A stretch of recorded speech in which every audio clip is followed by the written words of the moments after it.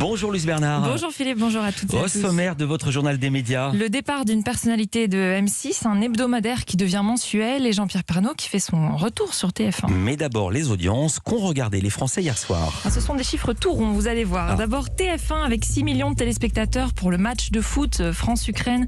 Premier match de qualification pour la Coupe du Monde de 2022. 24,3% de part d'audience.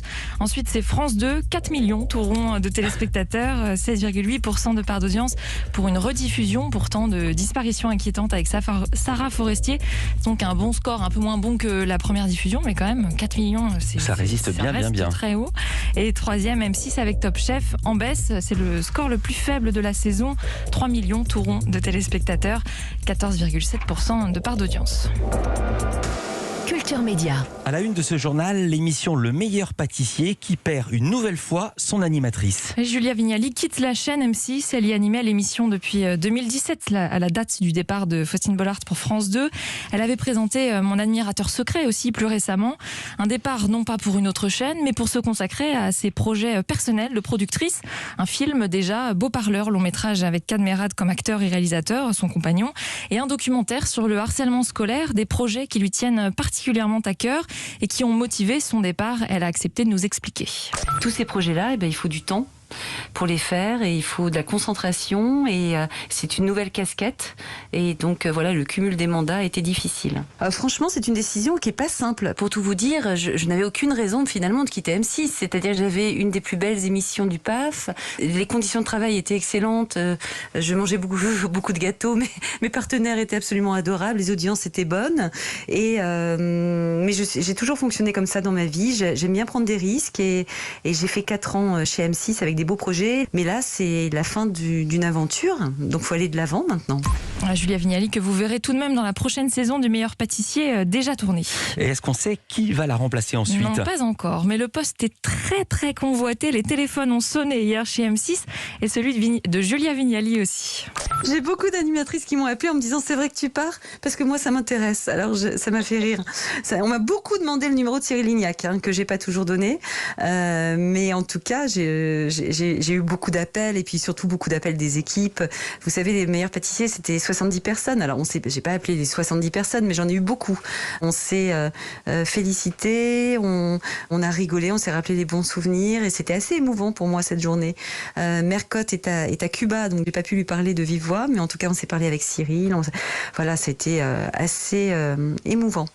Julia Vignali pour Culture Média qui m'a dit qu'elle nous écouterait de sa salle de bain ce matin. Gros changement, rien à voir avec la salle de bain, gros changement pour le magazine Les Inrecuptibles. Oui, vous ne pourrez plus le trouver chaque semaine en kiosque, il devient mensuel à partir du mois de juin pour des raisons économiques. Les ventes stagnent autour de 20 000 exemplaires et le PDG Emmanuel Hogg a fait un constat. Les numéros spéciaux qui restent donc plus longtemps en kiosque, ils se vendent mieux.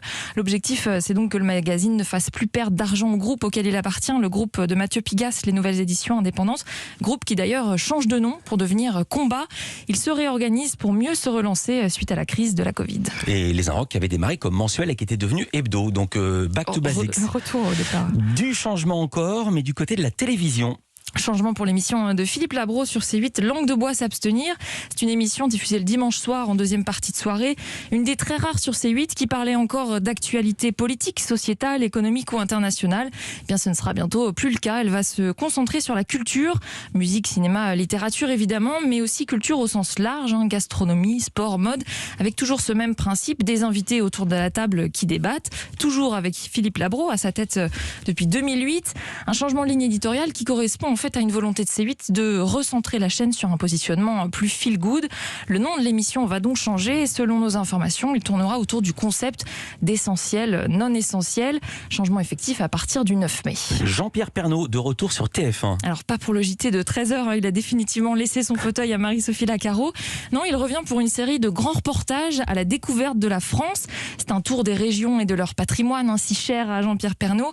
Direction l'Alsace pour commencer. Jean-Pierre Pernaut qu'on a contacté, il avait très envie de retourner sur le terrain. Pour rencontrer les gens, parce que j'ai été dans ma tour à TF1 avec les correspondants en région qui ont fait de magnifiques reportages pendant toutes ces années. Et moi, j'avais envie de partager ça avec les Français que j'avais montrés, avec tous les artisans exceptionnels qui, dans les régions, se battent pour le patrimoine. Et l'Alsace, ça a été vraiment un tournage fort sympathique parce que j'ai rencontré des gens qui me connaissaient par le journal et qui m'ont fait partager l'amour d'un fromager, l'amour d'un carrossier automobile, l'amour d'un charpentier, d'une dame qui fait une choucroute exceptionnelle. Et on montre l'attachement au patrimoine des régions, et l'Alsace, ça a été génial pour commencer. Et Jean-Pierre Pernaut, qu'on retrouvera bientôt dans le Nord, c'est sa prochaine destination. Il tournera en fait 4 ou 5 reportages comme ça par an en région, en plus de son émission hebdomadaire sur LCI et de sa web télé, la JPP TV. Jean-Pierre Pernaut, très occupé donc, il nous a dit que le trésor ne lui manquait pas car il a maintenant plus de temps et moins de responsabilités. Donc Jean-Pierre Pernaut en Alsace, c'est dimanche dans Grand Reportage sur TF1 à 13h40. Plusieurs journaux publient ce matin une tribune pour protéger la liberté d'information. Oui, vous la verrez peut-être en lisant la presse ce matin, presse nationale ou locale. Une page pour dire stop à l'impunité. Cela fait suite à l'agression d'un photojournaliste de l'Union, Christian Lantenois, violemment agressé en plein reportage il y a près d'un mois.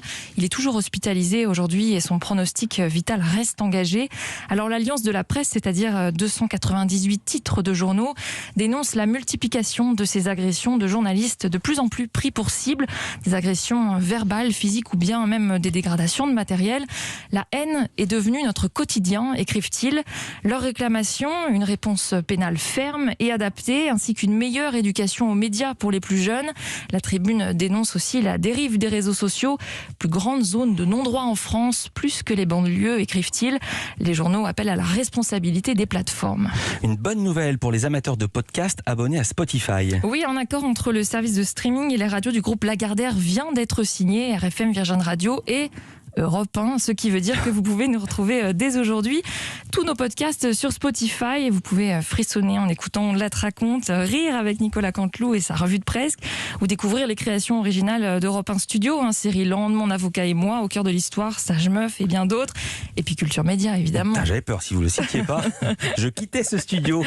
Évidemment, on peut entendre tout ça sur la plateforme d'Europe 1, pas uniquement sur Spotify, également sur les autres plateformes. Merci beaucoup Louise Bernard, à demain pour un nouveau journal des médias. À demain.